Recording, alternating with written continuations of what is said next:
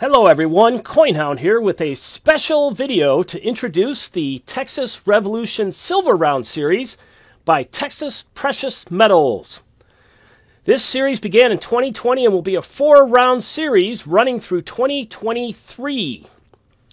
In this video, I will provide a brief overview of the Texas Revolution, some specifics on the Battle of Gonzales, which is commemorated by this first round in the series, and of course we will take a look at the round itself. However, before we get started, I want to thank all of you for taking time to click on this video. If you are not a subscriber, I humbly ask that you hit the subscribe button and also the notification bell so that you do not miss any of my upcoming content. And if you end up liking the video, please hit that like button as well. I also want to note that neither I nor this video are sponsored or supported in any way by Texas Precious Metals. Here we go. All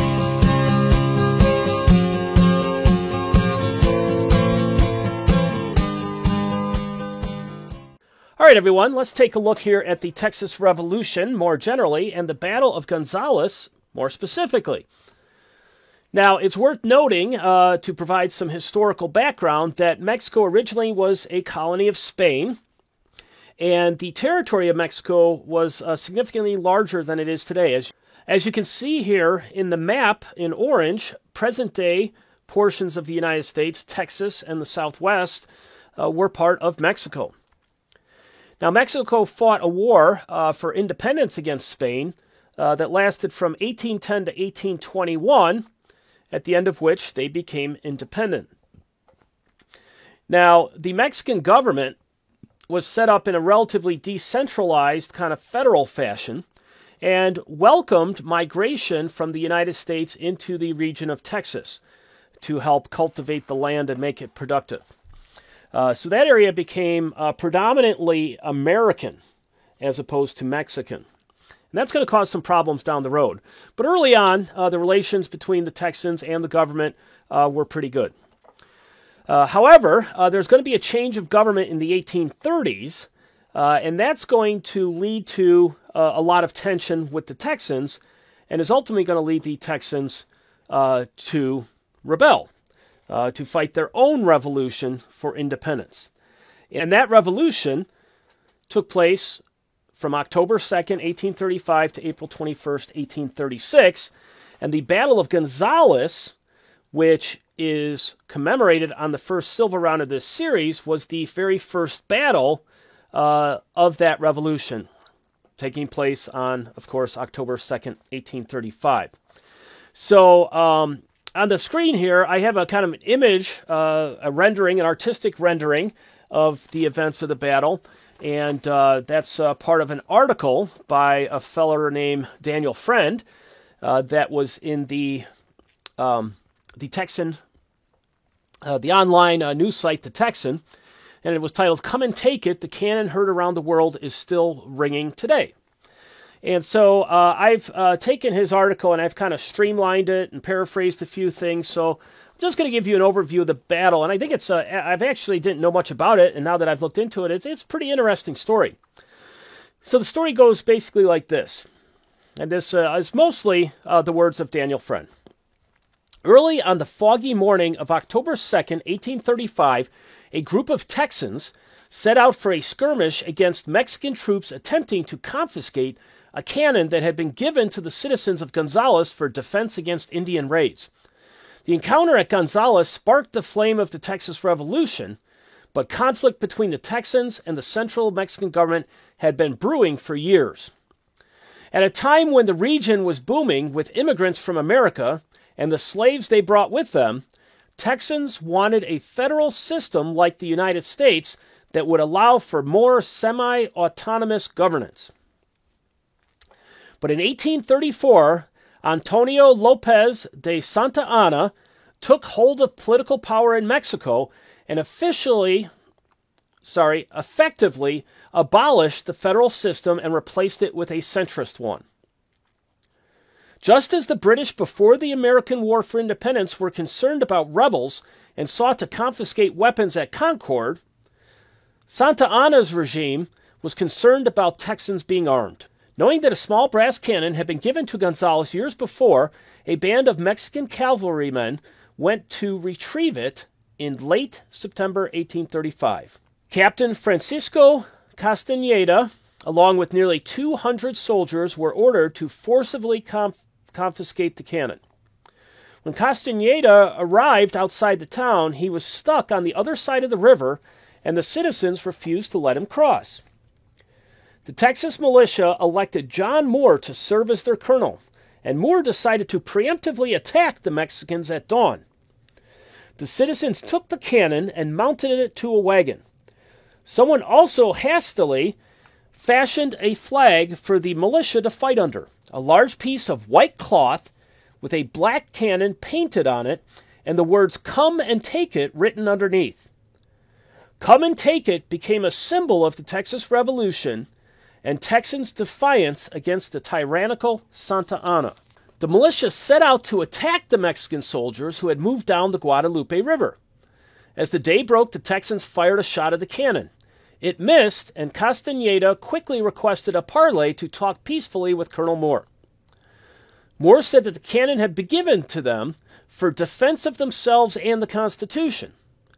Castañeda replied that he was also a Federalist, but as a soldier had to obey his orders.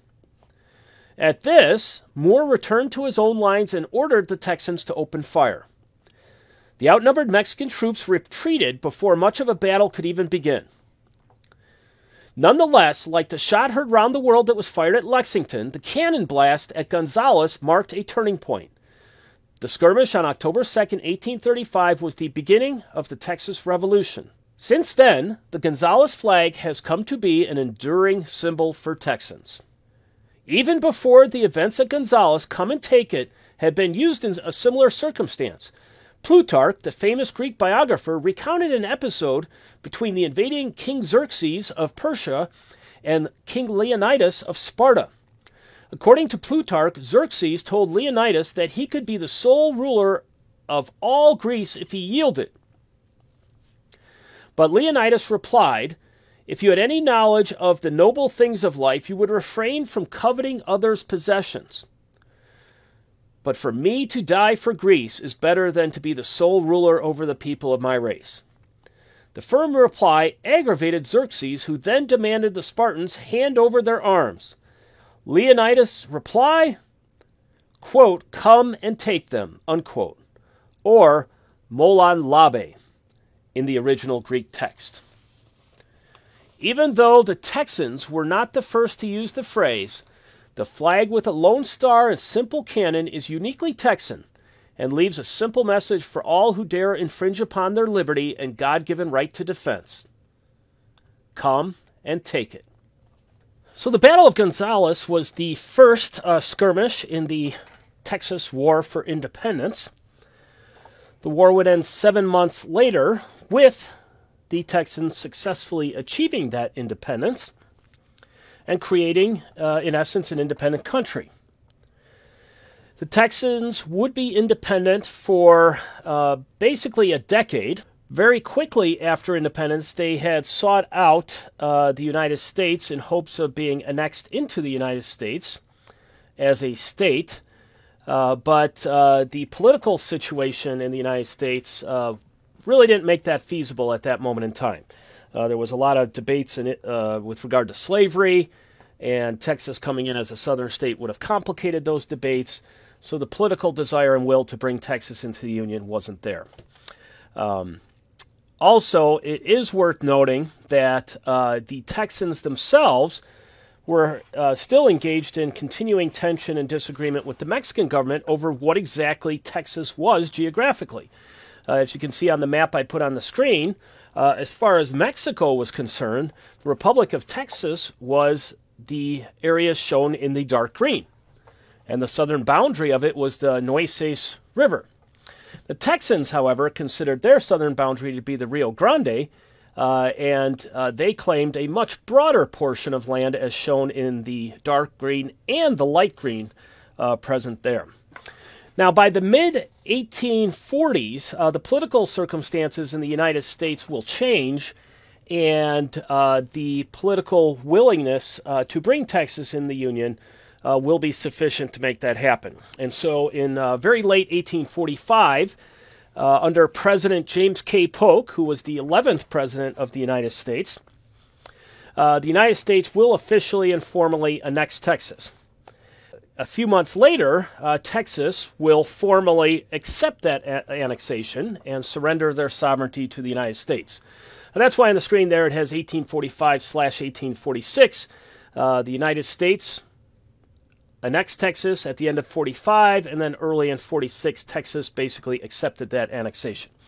That did not, however, eliminate the problem over the boundaries of Texas, except now the United States was wrapped up in that disagreement. And the United States, not surprisingly, sided with the Texans in arguing that the southern boundary of the Rio Grande was the boundary of Texas. And ultimately, without getting into all the details, this disagreement with Mexico is going to play a role in leading the United States into war against Mexico. Now, the United States was successful in this war and did prevail. And as part of the settlement, Mexico, first off, is going to agree to the southern boundary of Texas being the Rio Grande River, as was held by the Texans in the United States. They are also going to agree to cede a significant portion of land to the United States, shown in the dark red there. That's going to be part of the Treaty of Guadalupe Hidalgo. In exchange for that land, the United States is going to give Mexico $15 million. A few years later, the southwestern United States, as we know it today, will be completed with the Gadsden Purchase, shown there in kind of, almost a tannish color. I believe that was $8 million that the United States gave to Mexico for that piece of land, completing the United States as we know it today. So now let us take a look at the silver round itself. So when you order these from Texas Precious Metals, as you can see here on the table, they basically come in a flip with the Texas Precious Metals logo on it. It is a generic silver round, and they do give you the option of buying this little coin holder, I guess you would call it, or I guess round holder in this case. And as it says here, it is the Texas Revolution Series 2020 to 23. It is being produced by the Texas Mint, which is a subsidiary of Texas Precious Metals. Now, this holder is extra. It doesn't come with the rounds, so you can buy it additionally. I think it's about $14 if I'm correct. Hopefully I'm not wrong in that. And it's basically an open up, and it's kind of like one of those Whitman albums or something like that, just a mini version. And it has 4 spots for the 4 coins in the series, and as you can see, 2020, 2021, 2022, and 2023. And then it has descriptions of the 4 events of the Texas Revolution that the series will be commemorating. So the first off here is the Battle of Gonzales, which we just talked about a moment ago. And then the second in the series is going to be the famous Battle of the Alamo. Now that round is out now. It's the 2021 round. I do have it on order, so you can expect an upcoming video sometime in the near future on the Battle of the Alamo and that silver round. And then in 2022, the Goliad Massacre. And finally, the 2023, the Battle of San Jacinto, which took place on April 21st of 1836. Now, of course, one of the downsides to this holder is that the way it's set up, it will leave your rounds exposed to the air, which is a little bit of a downside because you might end up with some toning and things of that nature. So what I decided to do was I decided to order 2 rounds. And I'm going to put one in a capsule for my collection. And then, just because I think the packaging here is neat and it would look neat with the coins in it, or the rounds, I keep saying coins, I'm going to have a second one that I'm going to put in the package, and if it ends up toning, it ends up toning. So, anyways, let's take a look at the round itself. This is it here. I'm going to take it out of the flip so we can see it a little bit better. All right, so there it is. This is the obverse of the round. It is a 1-ounce, brilliant, uncirculated silver round. 4 nines purity. Okay, 4 nines fine silver, which is kind of unusual in silver rounds. As I mentioned, produced by the Texas Mint, subsidiary of Texas Precious Metals. On the obverse here, they have the lettering with Texas at the top, Precious Metals on the bottom. They have the date. Let me see if I can focus this in a little bit better. 2020. And then they have the Texas Lone Star over a topographical map, as they describe it, of the state of Texas. So very nice obverse there. And then, of course, the reverse is the battle. Oops, sorry. Now, here we go. All right. So this is the scene, and as it's described on the Texas Precious Metals website, it is the scene from the Battle of Gonzales with Texas revolutionaries defending the famous Gonzales cannon while brandishing the Come and Take It flag. And you can see at the top there, you've got the 4 nines fine silver reference, 1 troy ounce. You have a small logo, Texas logo. Battle of Gonzales, 1835. And then you have the image of the scene. Okay, so you have the 3 revolutionaries. There's a little cart, and in the middle of that cart, if you look very carefully, you can see the small cannon. And then, of course, they are holding that famous flag, Come and Take It, with the image of the Texas Star and the cannon on it. So, as I said, this is, this is not a high premium round. This is, as best I can tell, the basic generic silver round that is produced by the Texas Precious Metals. So it's not going to have necessarily the high relief detail and exquisite features of some of your more high premium stuff. But for a generic silver round, it's extremely nice. Got the neat image there of the battle. And it is brilliant uncirculated, but it's got this frosted aspect to the imagery there. Almost like a proof coin. It's not a proof. So I do like that little touch as well. And you see that on this side also. All right, so that is the round. And what I'm going to do is I'm going to go ahead and put it in my little book here. Right here. Let me unfocus my camera. And I'm going to put it right here into the spot in the book. Ooh, and it's a very tight squeeze. Let's get that in. Wow, that is a really tight squeeze. Let me get another glove here just to... Okay. Sorry about that, folks.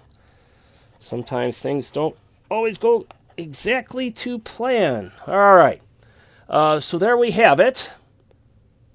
2020, the first of the series, the Battle of Gonzales, with 3 more to come, 2021, 2022, and 2023.